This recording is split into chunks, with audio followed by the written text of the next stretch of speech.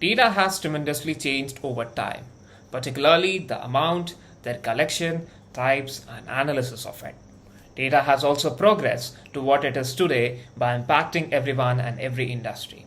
If we have a look at the data history, the first forms of early data were in the form of tally or tick marks.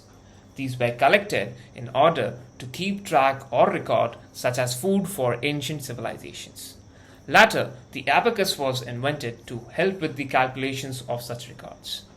Ultimately, as more forms of data were discovered, the need for tools to collect, analyze, and store it also quickly resulted.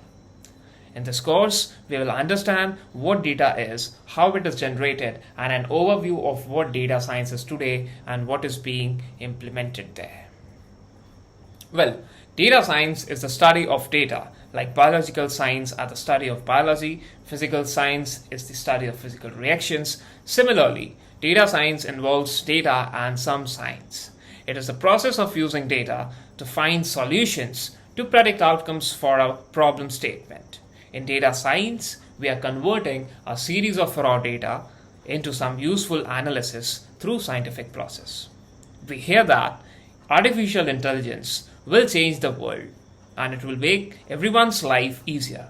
But what is the key factor which helps AI to do so? Well, it's the innumerable data that is being generated through various mediums. Let's see a use case of data science.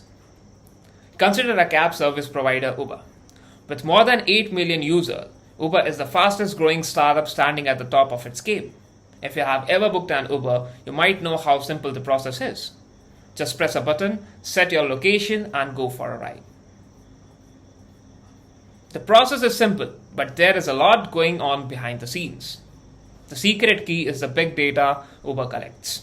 Uber stores and analyzes data on every single trip the user takes, which is then used to predict the demand for the cars, setting the fares, and allocate sufficient resources. Now, when we talk about data, what do we mean through it and how it is generated? Well, data could be described as a set of value, a cluster, group of information, what is being generated by us every millisecond of our life. For instance, let's say two friends going to school with different transport modes reach their destination at different times. The time here can be taken as the data. Let's connect data more practically in a student's life. Say you are sitting in an examination and at that point you can have two situations. Either you have the answer to the question asked or you don't. So where does the data or answer comes from? Yes, from the data, your preparation you piled up before going to the examination hall. Data is everywhere. What we speak, we see or we hear can be a data for us. It could be when you're browsing the web or looking on for Google Maps for some location. It could be when you're listening or downloading songs of your choice.